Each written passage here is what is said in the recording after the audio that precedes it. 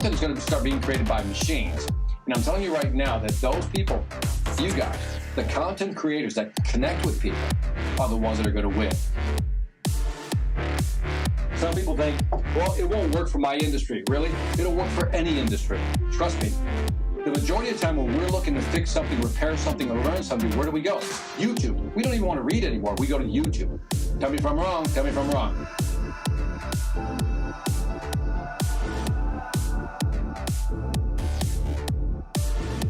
When you're doing your thing, beautiful things begin to happen. It's like the law of attraction kicks in. You know what I mean? It's almost like you're in line with the universe. Everything works.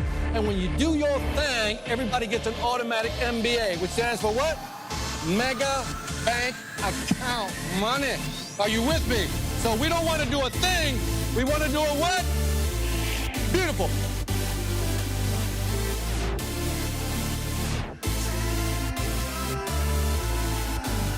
All right, put it all together for Victor Antonio.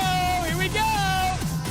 All right, there we go. I'm not here to mess around. You ready to learn, yes or no? That's how it works in today's market. Whether it's B2B or B2C, you see the similar pattern. How do you just, in other words, say you got to start doing these things, pushing them, but also encouraging them. Oh, look at this. This is where it gets, dude, this is like so interactive with audiences, man. Can you imagine this with your customers? Check this out. Now, what does all this have to do with selling? It has everything to do with selling.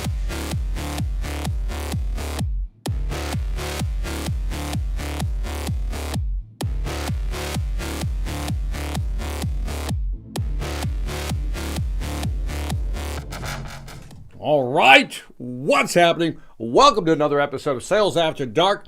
Drop it in the comments. Let me know who's here, where you're from, and maybe even why you're here. What the hell? Throw that in there. Again, it's Sunday here in the U.S., probably international. Some places are already Monday morning. So if you're hanging out with me international, thank you for joining me. I'll give it 1 or 2 minutes before I get started. I still got about a minute left here. But anyway, let me know where you're from, who's here, why you're here. If you heard of who I am, if you know who I am, how did you find me? How did you find this podcast, this live stream rather? Let me know. And I'll drop the comments onto the screen as soon as they start coming in. So anyway, looking forward to this. This new segment here. Hopefully you've watched the first part. This is the 3-part series. This is part numero dos. By the way, cool stuff, man. I was hanging out with the folks from the Hayward, people who manufacture pool equipment, so that was kind of cool. Got to hang out in San Antonio, Texas, on the Riverwalk. Don't know if you've ever been on the Riverwalk in San Antonio. Gorgeous place. Love it.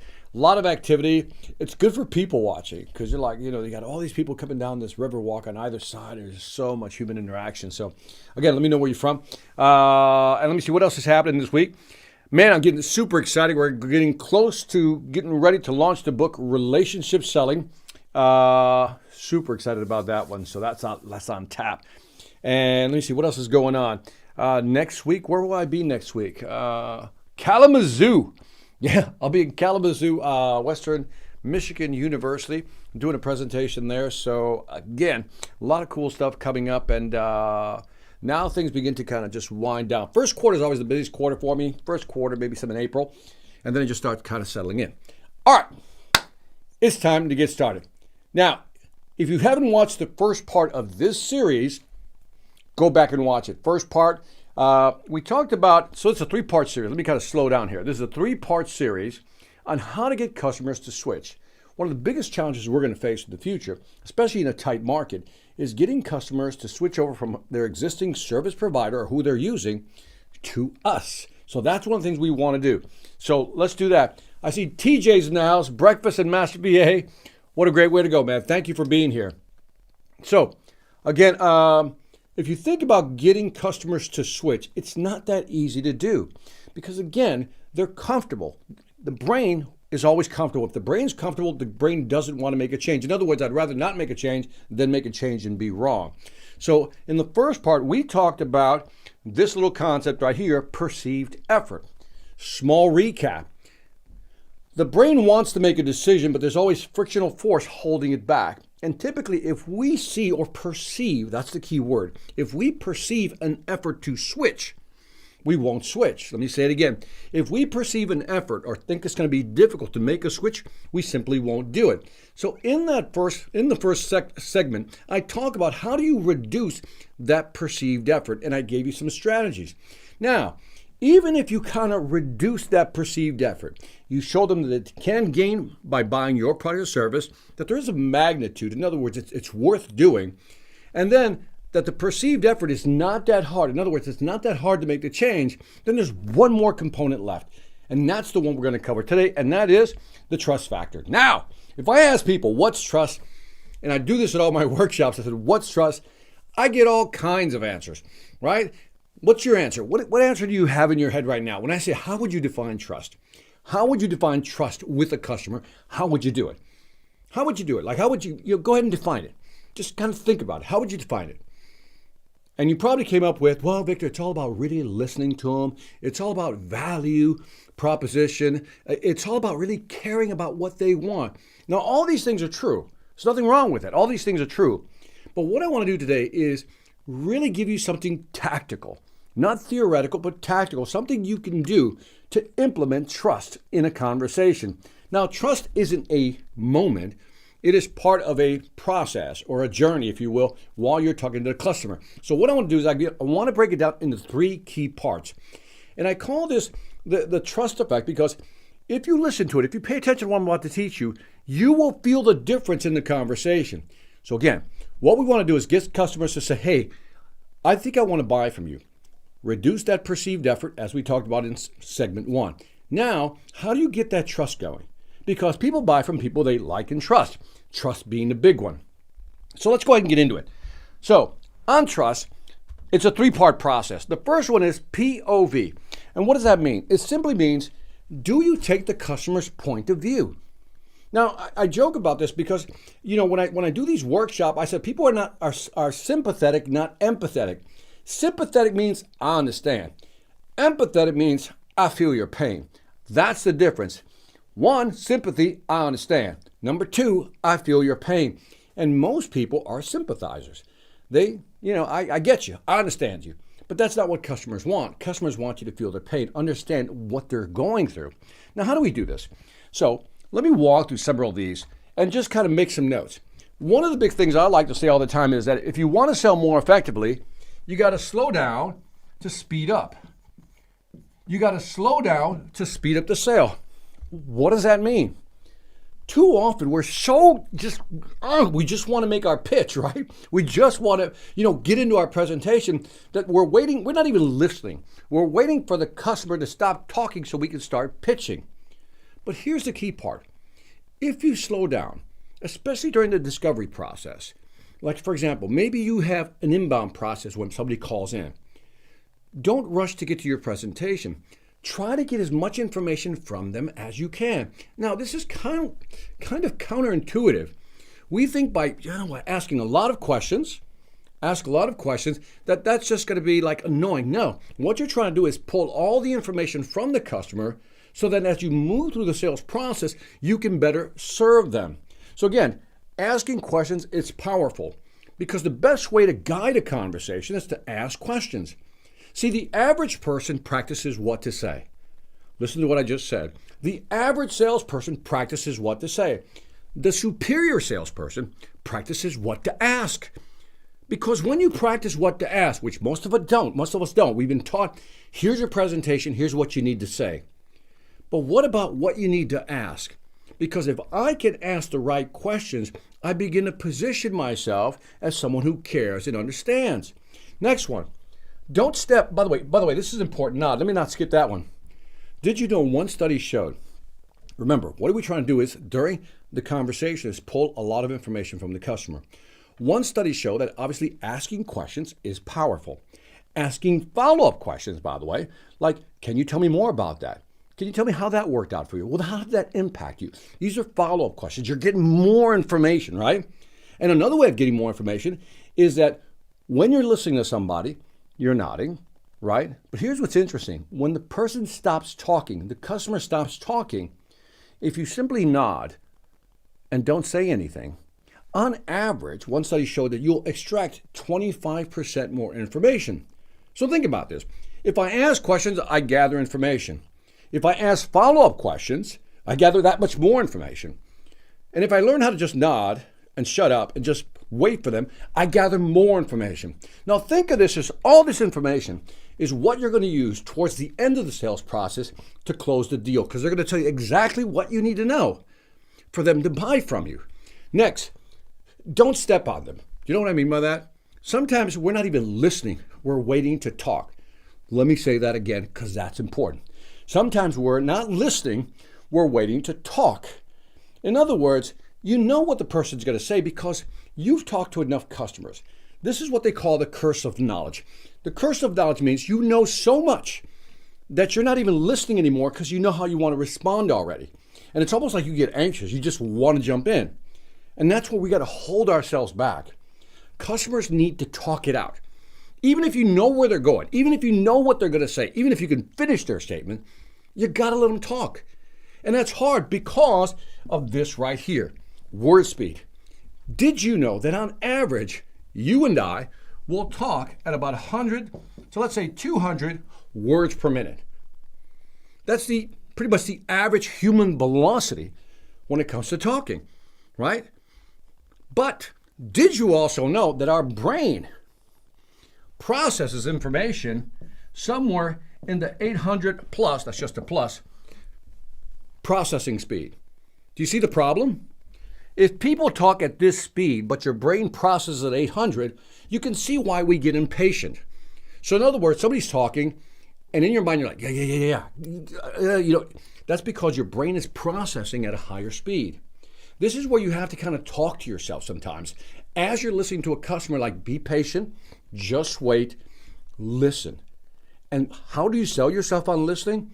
Keep this in mind. As I've said already, if I collect information by asking questions, if I collect more information by asking follow-up questions, if I collect even more information by nodding, staying quiet and gathering more information, when I get to the end, I'll close the deal faster. Why? Because I understand that.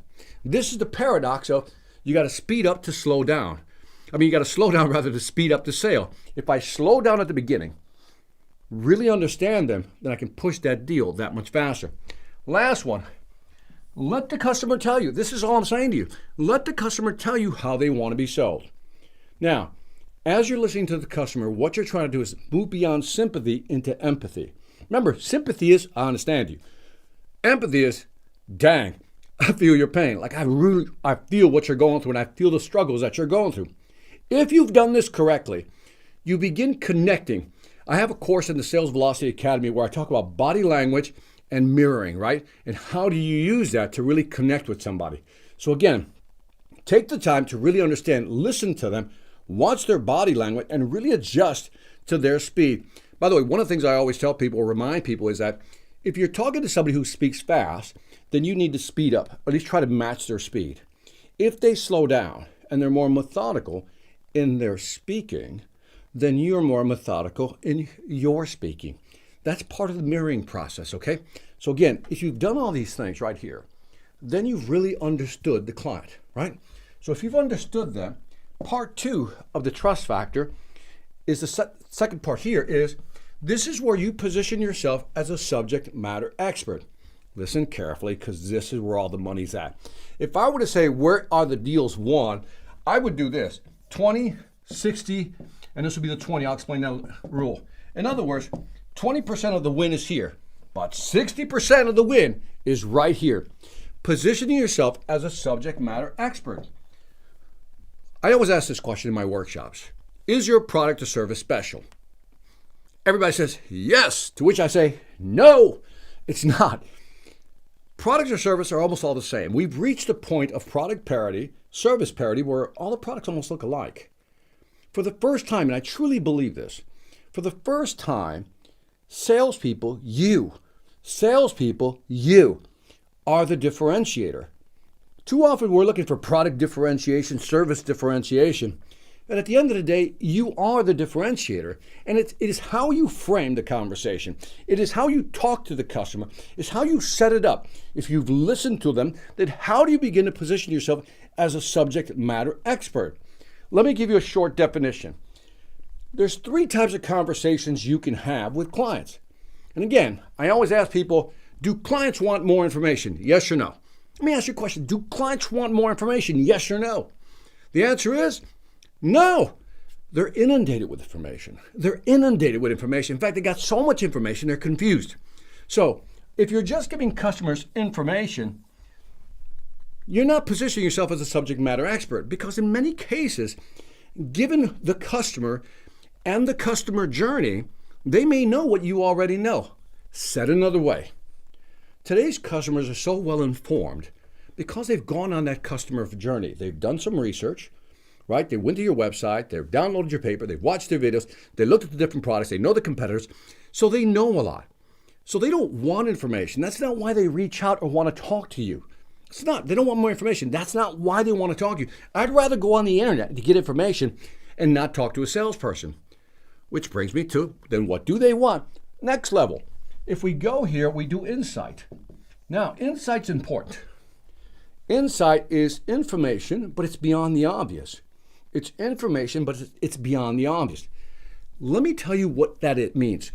When you're talking to a client and you're saying certain things and the customer goes, I didn't know that. Oh, you could do that? Really? So if I do this, I can also do that? Yeah. So you're telling me that I can? Yes. That's insight. Especially when they go, I didn't know. I didn't know you can do that. I didn't know you had that. I didn't know that was possible.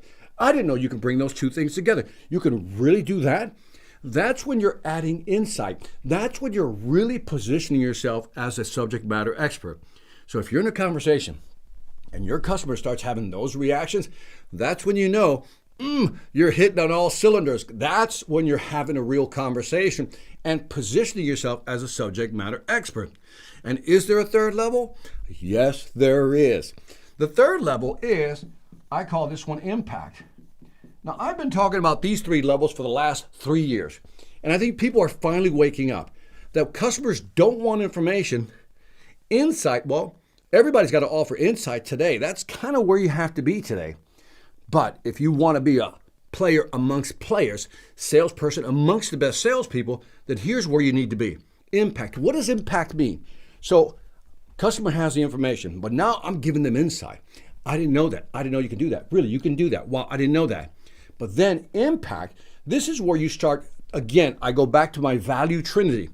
When I talk impact, especially if I'm talking to a B2B person, I want to teach them how to increase their revenue, reduce their cost, or expand their market share. These three things. If I can show them one of these three, how to increase their revenue, reduce their costs, expand their market share, that's impact. So let's slow it down, bring it back to customers wanting to switch. If the client is hesitant to switch, and I can show them, I've positioned myself as a subject matter expert, so they kind of respect me. But if I then say, but here's what moving to our services means to you. Here's where we're going to help you reduce costs. Or maybe here's where our software is going to help you increase revenue. Or maybe here's where our new marketing plan can help you expand market share with our agency. Or maybe do all three.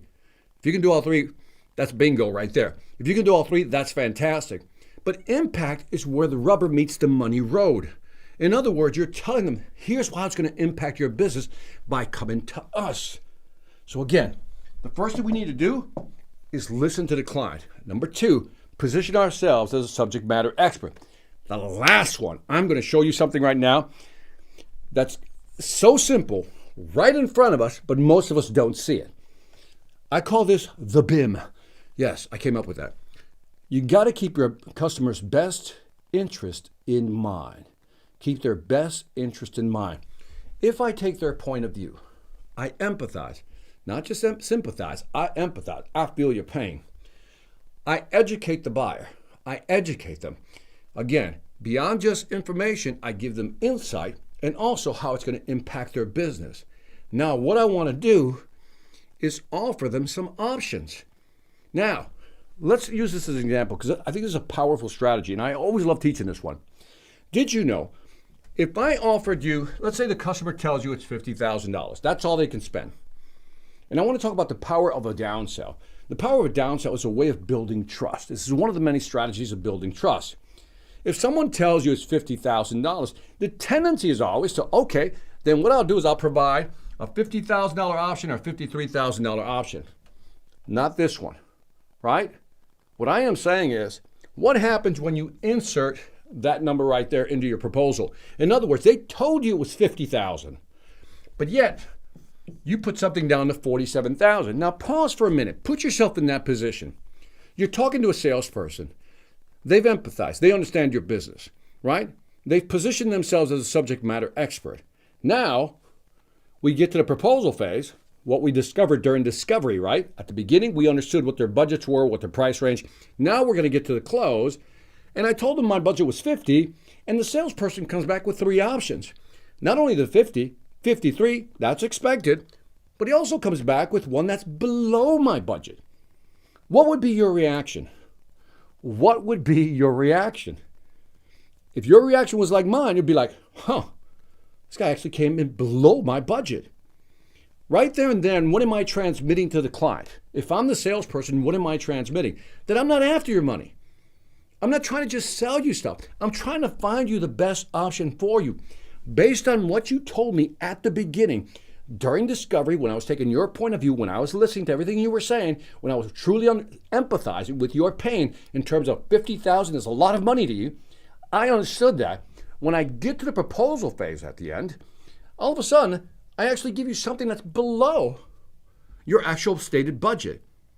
Immediately, your brain says what? This person's not after my money. Instant trust, just like that. Because what are you trying to do? I have to remind people, selling isn't about closing people.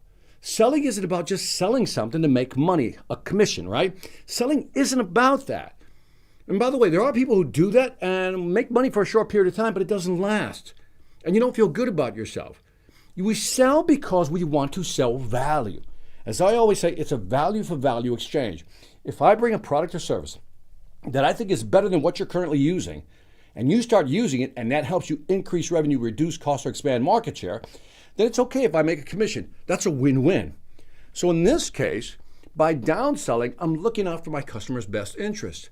One study showed that only 16% of salespeople actually use this strategy. 16%, because of the way we were trained. Well, if they say 50, make it at least 50, right? But if we know that there's a lower option that's better for them, why not offer it to them? Now, what do you think happens? Walk through the psychology of this. The customer told you the budget was $50,000. Let's say you're the customer. I come in and I give you a $47,000 option. Immediately, I build some trust. What do you think most people do? Most people still buy what? That, or they'll leapfrog over here. That's what they typically do. But even, let's say you don't even believe that. Let's say you believe they'll buy the 47. Did I build some trust? Of course I did, right? But now, second part of the equation kicks in as far as what this is worth. I closed the deal at $47,000. But remember, there's something called the customer lifetime value, which means they're going to buy from me again. Why? Because they trust me, because I looked out for them. For a $3,000 difference, I can earn a customer for life. So keep this in mind. When we talk about how do you build trust, again, 3 parts. 1, I take your point of view. I feel your pain. I understand your pain. I empathize with your pain. Number 2, I position myself as a subject matter expert. In other words, I tell you things you don't know, right? I didn't know that. Really, I didn't know I can do that. And I then tell you the impact, and I quantify the impact by either return on investment, cost, increased revenue, reduce costs, or how you can expand market share, right? And then when I move to the close, as I come in for the close, I give you 3 options. And if those options are within your budget, great. If I can find something below that and I can still offer that, that's trust. Those 3 elements is what's going to give you that trust with today's client. Let me say this again because I want to end on this. Today's client is looking for you to help them make a buying decision. The friction that's holding them back is too many options. And part 2, in this case, is who do I trust? You. How do you position yourself as a trusted advisor? Take their point of view, position yourself as a subject matter expert, and at the end of the day, when you're going in for the close, the proposal, the offer, make sure you're looking out for their best interest. And on that note, I just want to also add that the last one will be the loyalty effect, and I think that's going to be an interesting one. This is going to answer the question is, Victor, what if they feel a sense of loyalty to the people they're buying from, what do? I will answer that on the next episode. And on that note, now I'll take a lot of questions. Man, this thing has been streaming up and down here, so hold on. Man, it is hot in the studio for some reason.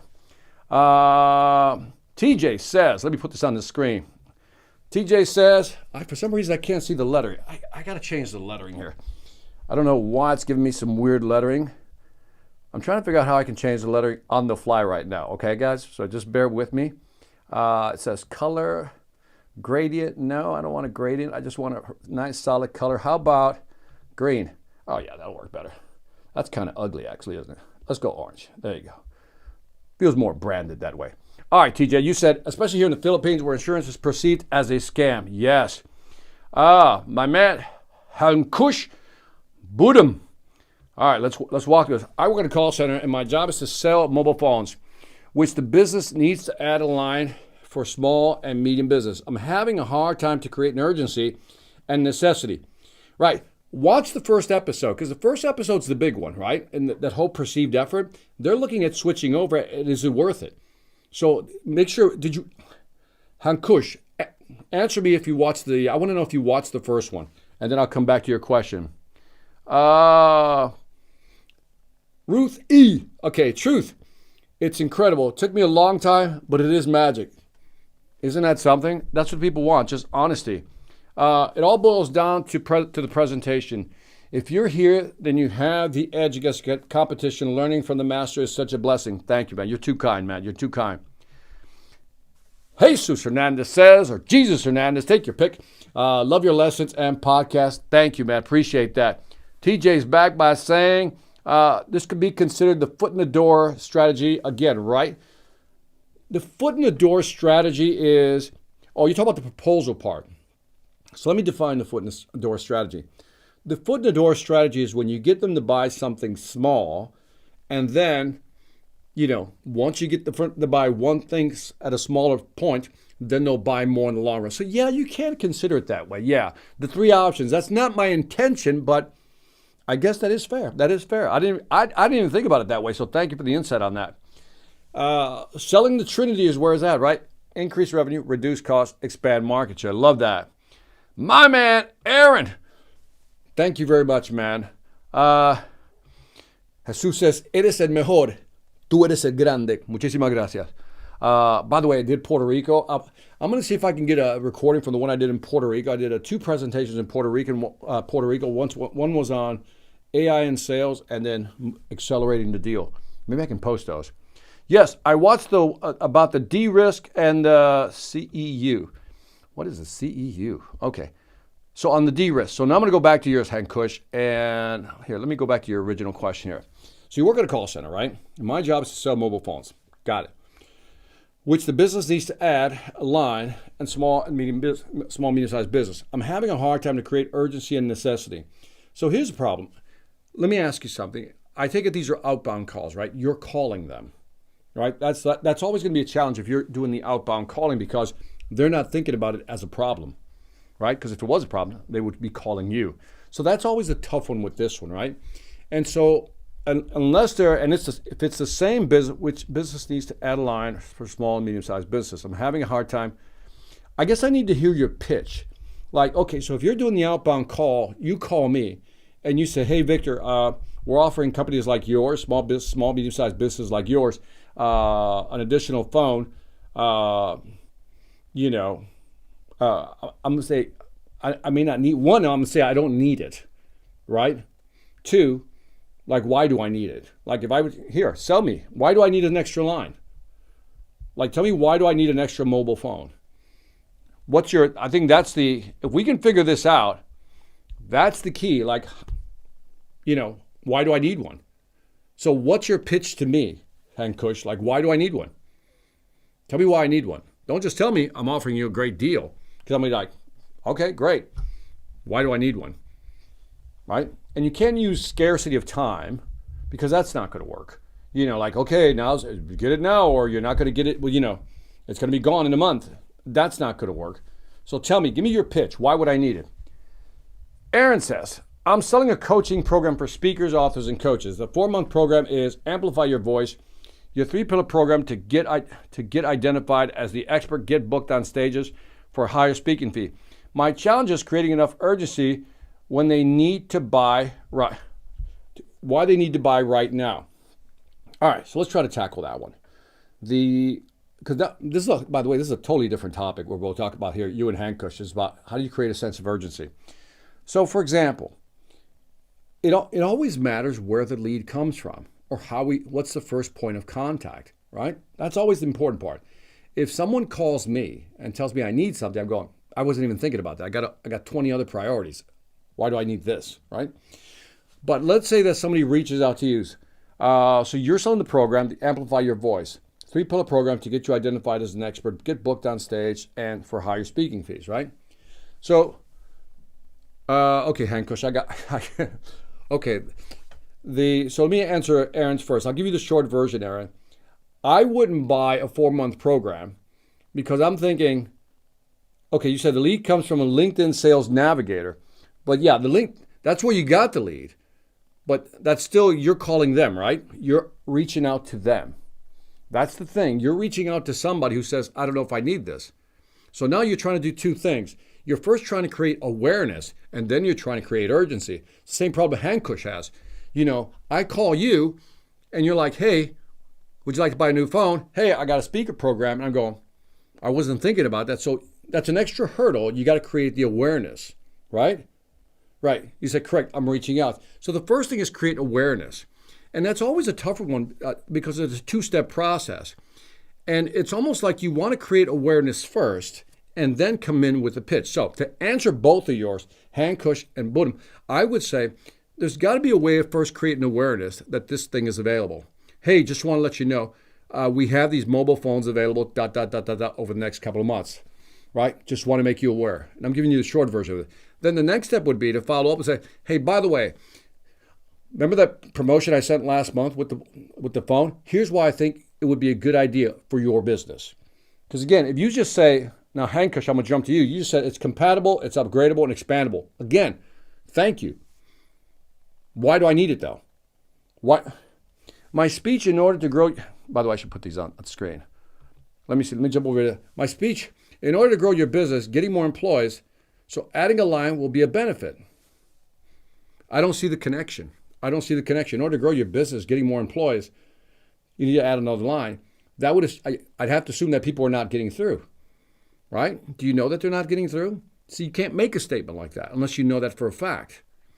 And so the thing is, you got to have a better hook. There's no reason. Give me a reason why I should buy. Here you're telling me, in order to grow my business, I need to get another line? No. I can grow a business without another line. I've been growing my business. My business is growing. That's not a good one. So we got to dig deeper. They have responded. Okay, let's go back to Aaron. Aaron says, Victor, okay, they've responded requesting more details. Now you've created the awareness. Okay, so now we're on to something. And now you're pulling them in, right? So you're pulling them in. Now, when you pull them in, I'm telling you right now, this process is for you. What we just did today is for you, Aaron, because if I'm pulling them in, this is where the questioning technique becomes important. For example, if someone says, hey, I like more details, let's get on a call. Do not send them the information. Try to find a way to get them on the phone call, right? That's what you want to do, at least on the Zoom call. And it's during that time you can ask questions. Like, for example, if you want to be a speaker, like, what are your goals? How long have you been trying to do it? What's been stopping you from doing it? So forth and so on. Because that's you start developing, they start giving you all their information, what they're struggling with, what they're trying to do, what hasn't worked for them. Again, you empathize with them. Then, once I have this information on what they're struggling with in terms of being a speaker, I can move over to the subject matter expert. Well, here's what I've done. Here's who I've helped. Here's how we execute on this, and here's how we can help you. Based on what you've told me, here's how we can execute on that. And the last part, you can say, hey, look, we have 2 or 3 options here. Based on what you've told me, I said, here would be a great option for us to start by, and let's just do this for 4 months. I said, most programs, by the way, here's a pitch I would use just to de-risk the deal. I would say, like most people want to put you on a 1-year program, why don't you and I do this? Why don't we just do a program for 3 months or 4 and just start there? And at the end of 4 months, let's measure where we're at and how we're working together. That would be my approach to that. Okay? And again, Hankush, I need more from you, but I'm going to jump off in a bit. Let me see. Jesus, I love the way you explain and teach us. Thanks for all the information you share with us. You're very welcome, man. I host a group call with 12 to 15 speakers and authors. Okay, if you host a group call, I think that complicates everything because not everybody's going to tell you what they're struggling with. In other words, you're in broadcasting mode. Is there any way you can do a general conversation and then maybe the call to action, Aaron, on this call is your close is a one-on-one phone call with each of them, right? Because then let's just say you do whatever you do, we'll talk about in that time. Here's what we typically do, general, and then what I typically do is a discovery call with each speaker on the and just your close is actually a one-on-one call. I think that would be more effective. That's just me. So anyway, on that note, I got to get out of here. I'm trying to keep these at 30 minutes. We're at 33 already. If I didn't answer your question fully, I'm sorry. I do my best, and we will talk later. On that note, again, look forward to the book, Relationship Selling. Oh, super excited about this one coming out, and we'll see you on the next show, which will be next Sunday, which again will be, if I can remove this right here, let me just take this out. Again, the next one I think is going to be interesting because it's the one people have been asking about. I think TJ was asking me about this one right here, which is the loyalty effect. In other words, what happens when they say I'm loyal or they start thinking that they're loyal, they don't want to change? Oh, the psychology behind this one, too sweet. It's going to be fun. Anyway, see you guys next Sunday on Sales After Dark. This is Victor Antonio signing off, always reminding you, selling ain't hard.